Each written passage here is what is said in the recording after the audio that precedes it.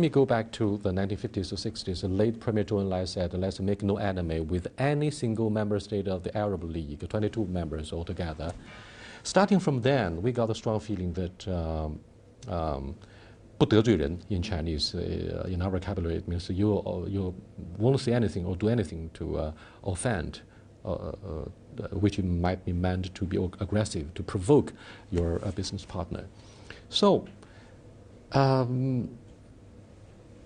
Secretary Clinton said before he retired from the State Department, quote, "You cannot take it both ways." She was talking about China. When necessary, you regard yourself as the permanent member of the UN Security Council. You need respect. On other occasions, you insist that you be treated as the biggest developing country. So you are maneuvering in between. You share the responsibility. That's obviously her understatement in criticizing China. What do you think of her concern, which I believe is representative of a majority of the American policymakers in an age when the U.S. wants to lead from behind? Well, you know, the Security Council is, to me, a very artificial post-war development, which was devised for the time, as it was in 1945 when they were victors in a long struggle in Europe. I think that itself, that structure itself needs to be looked at again. I don't believe it's a question of every member of the Security Council is exactly equal. They were never equal. Mm-hmm. And you think from the very beginning they were not equal. I mean, quite obviously, at that time, the Soviet Union of the day and the USSR and United States were very, very different in their ways of looking at things. So although they were members of the same Security Council, they never behaved the same anyway.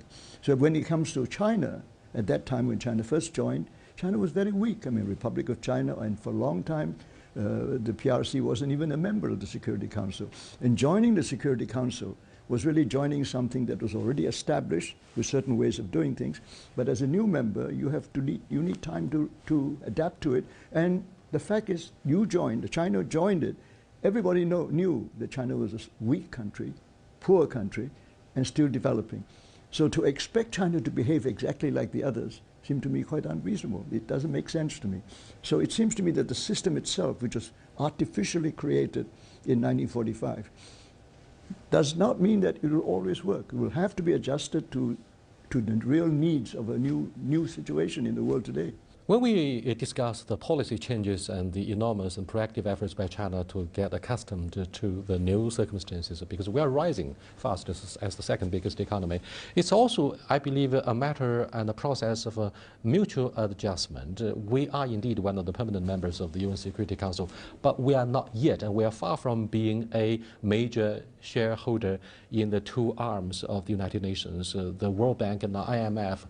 The U.S. in particular has been very reluctant to promote the voting powers of China given our economic dynamics. And we are, in fact, the biggest overseas creditor of the U.S., and yet they refuse to give more leeway to China in the two multilateral economic bodies of the United Nations.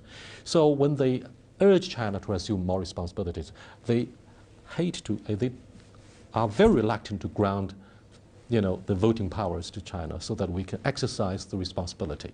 What do you make of the catch-22 situation on the side of the U.S.? I think it's obvious that there's so many inequalities in the system at the moment, and people are all becoming more and more aware of that.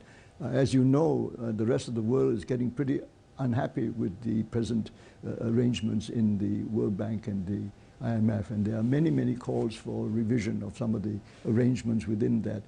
People are recognizing that some of the things that were set up a long time ago, certain practices that have been established a long time ago, may not be appropriate when the world is changing, the world economy itself is changing, the shape of the wealth of the world, the distribution of it is changing. So given the circumstances, they must be adapted. So it's not a question of whether it should or should not be. It is only a matter of time.